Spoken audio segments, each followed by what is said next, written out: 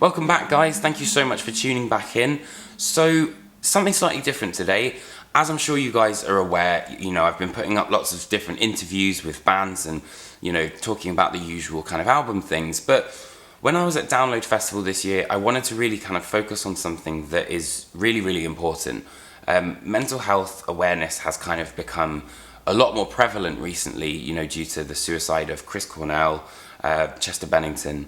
But I think, the conversation is starting to really happen.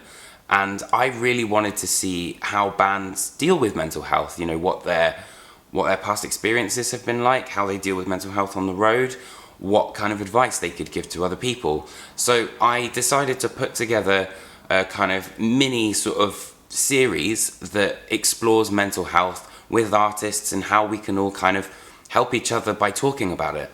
And I hope you guys enjoy it, and I hope you find something quite interesting and insightful. But most importantly, I've had a lot of friends who suffer with mental health, and myself, of course, everyone I think suffers with mental health. But just remember that you can talk to anyone, and that you're not going through it alone. I think that's probably the most important thing to remember. So I hope you guys enjoy this. Let me know what you think. Let's have a chat in the comments as usual, and I'll see you guys on the flip side. I think that you mentioned mental health. Right. But obviously it's such a big thing in the metal community. Absolutely. What do you kind of do to kind of like make sure your mental health is in check on tour and things like that? Yeah, that's something, especially so with America and that sort of thing, that's by far the longest tour we'd ever done. I mean, obviously being so far away from home, all of that was a kind of a big factor. So it is very much what we learnt on that tour is how we deal with that and how we need to interact around each other and that sort of thing, because it happens with everyone, and I'm sure it happens with most bands. Sometimes you just have a down day for whatever reason, and so we had to learn about kind of giving each other space, giving ourselves space, that sort of thing. And I was just wondering, you guys are on tour so much, how do you keep a healthy lifestyle, mentally whilst you're on the road? I mean, it really depends on, who you are as a person, but I just try to really sit down and think, about just what I have, and, just try to appreciate what I have. But, life is always going to throw you curveballs and stuff. I wish that, music medicine was a thing, or the way that we have sports medicine, I'm lucky if I don't have to share a bed at night, where, I work hard for an hour and the best athletes work hard for about the same amount of time, and they have doctors and all these things, and granted, yes, they bring in a lot more revenue, but I think it's something that really needs to be looked at scientifically. I mean, people should exercise. All right. That sounds annoying, but your mind sounds like an abstract sort of thing that's floating around your head or in your head, but it actually is like influenced by all of your hormones and all of your like endorphins, and I think people don't realize that by just getting their heart rates up or getting their respiratory rates up on a regular basis, there's a reward system that very positively impacts their mental state. Very much making sure you're okay first and foremost, but remembering to check up on each other, and it's like, okay, say Brady for whatever, Brady seems a bit down today, make sure he's alright, but as long as he says he's alright, give him his space, that sort of thing. It's kind of just, there was a big focus on just being respectful of each other, and being like, we know we're confident enough to each other where we can, if somebody's having like those sorts of thoughts or anything like that, we can talk to each other.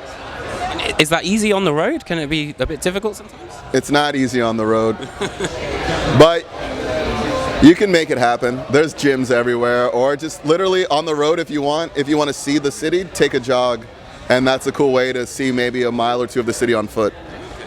It's all about just how strong your mentality is to begin with. There's people that are just naturally just aren't strong mentally, and that's fine. They need extra help, but I feel like fortunately I'm one of those people that can deal with my problems on my own. So it's either you have to make the decision yourself to reach out. Maybe you have some anxiety or some depression, and you do something like exercise. It has an effect that is it's deeper than just your body feeling good. It impacts your anxiety or your depression positively. So to me, that's holistic, where it's like a singular thing permeates to have an effect that is wider than the thing you targeted. So is, like you touched on a couple of subjects on Maya, Yeah. is mental health quite like an important subject to you guys? Yeah, Dan especially, like say, who does most of the lyrics and that sort of thing. I know he's had struggles with it. He's a lot better nowadays. That's the thing. He's okay. He's okay. It's just like I say, every now and again he has his down days, and sometimes that'll be when he writes lyrics, that sort of thing. So for him, it's a big subject.